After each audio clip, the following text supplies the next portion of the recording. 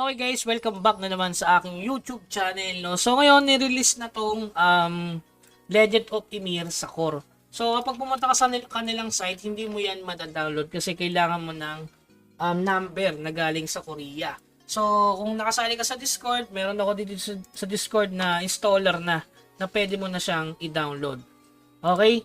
So punta lang kayo sa Discord, doon ko na pinost. Tapos ilalagay ko din dito yung para sa cellphone or Android. Kaso ang problema lang doon guys sa ano ko i-download nyo sa APK. APK Pure. Ipopost ko rin dito. So kailangan mo diyan para maran mo yan. Hindi mo kasi mararan yan eh. Yung game na yan, kailangan mo gumamit ng kahit anong VPN na magkokonekta sa Korea.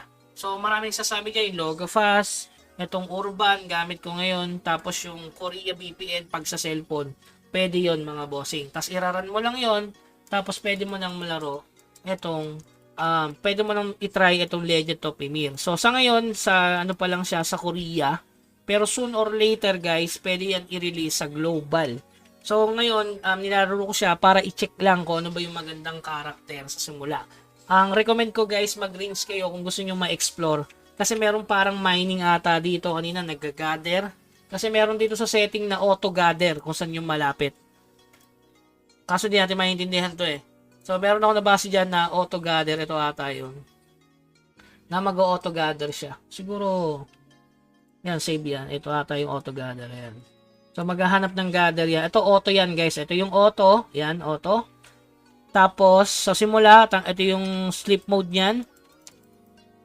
Tapos yung shaking, so na kasi magkakaroon ng shake ng ano, kanina hinanap natin, di ba? Magsi-shake yung camera niya, ito i-off nyo lang to. Yan, magsi-shake yan eh. Yan. Kapag bumanat ka, magsi-shake mga boss. Kaso mahirap nga melee, hindi tayo makakano. So auto game siya. Yan. Ayun o, nagsi-shake yung camera. So kung ayaw nyo yan sa umpisa, yun.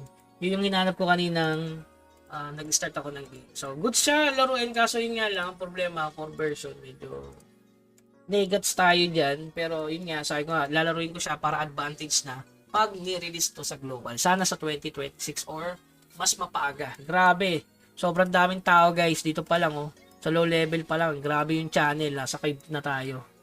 Okay? So, yun lamang guys, keep grinding, sumali ka sa Discord, ipopost ko na lang dito, yan, pagka-click mo yan, download ka ng gusto mong VPN, kahit anong VPN gamitin nyo guys. Nasa sa inyo yan para makakonect. Hanggang sa muli, paalam.